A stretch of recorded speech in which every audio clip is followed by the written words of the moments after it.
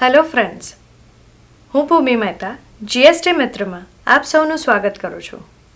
આજે આપણી સાથે જીએસટી મિત્ર અક્ષત વ્યાસ ફરી ઉપસ્થિત છે. અક્ષત વ્યાસ કે જે ભારતના પ્રખ્યાત એડવોકેટ છે, the commercial tax practitioner association જામનગરના પ્રમુખ છે, the Gujarat sales tax bar association કે જે ગુજરાતના વકીલોની નામાંકિત સંસ્થા છે, એમના તે જીએસટી કમિટીના કન્વેનિયર છે. આ ઉપરાંત એમણે ઘણા ટેક્સ વિષયક પુસ્તકો, ન્યૂઝપેપર્સમાં આર્ટિકલ્સ અને વક્તવ્યો પણ આપ્યા છે. એમણે ટેક્સ વિશે ઘણા લોકોને માર્ગદર્શન પણ આપ્યું છે.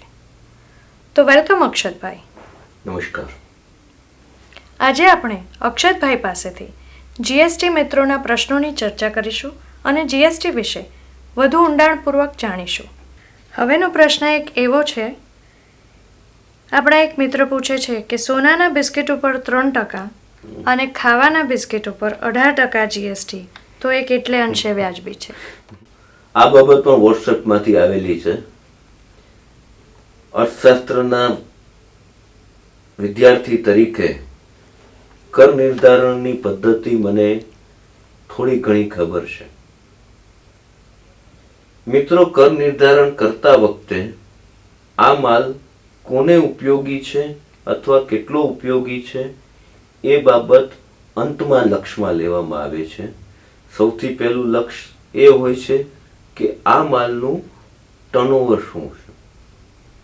ખાવાના બિસ્કિટ જે 5 રૂપિયા, 10 રૂપિયા, 15 રૂપિયા, 50 રૂપિયા વોટેવર પ્રાઇઝમાં એ મળે છે, એનું ટોટલ આખા ભારતનું કેટલું ઉત્પાદન અને કેટલું વેચાણ, અને સોનાના બિસ્કિટનું કેટલું ઉત્પાદન, કેટલું વેચાણ, અથવા તો કેટલી આયાત અને કેટલું વેચાણ, આ બંને સાપેક્ષમાં સરકાર દરેક કોમોડિટી ઉપર ખરીદનાર ક્લાસનો વિચાર કરીને જોવે છે કે આમાંથી કયા માલ ઉપર કેટલા ટકા વેરો નાખવાથી મોંઘવારીને વધારો અથવા ઘટાડો નહીં થાય.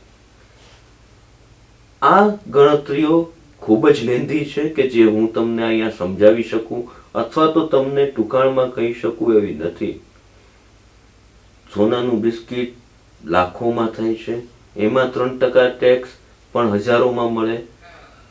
ખાવાનું બિસ્કિટ જે 100 રૂપિયાથી અથવા તો એનાથી ઓછામાં થાય છે, એમાં 18% વેરો 18 રૂપિયામાં અથવા તો અમુક ક્ષુલ્લક રૂપિયાઓમાં મળે. આ હિસાબે જોઈએ તો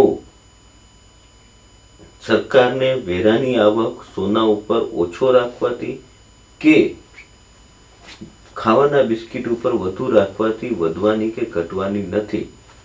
પણ આ વિચારવાનો નજરિયો, આ તર્ક જીએસટીને માટે ઘણો બધો યોગ્ય છે અને વોટ્સએપમાં ફરતો જે લોકોએ કરેલ છે એ લોકોએ બહુ વિચારીને કરેલ છે. પણ આ તર્ક છે, એને ને કર નિર્ધારણને કોઈ સંબંધ નથી. આપણને પણ ખબર છે અને બની શકે સરકારને પણ ખબર છે કે સોનાનું બિસ્કિટ એ બિસ્કિટ નથી, એ સોનું છે, અને ખાવાનું બિસ્કિટ એ બિસ્કિટ છે. ખૂબ સરસ અક્ષતભાઈ. તો મિત્રો, આજે આપણે ઘણા બધા વિષયો પર, ઘણા બધા પ્રશ્નો ઉપર ખૂબ ઊંડાણપૂર્વક સમજણ મેળવી. હવે વધુ નવા વિષયો સાથે, નવા પ્રશ્નો સાથે, નવા જવાબો સાથે ફરી પાછા મળીશું. આવજો.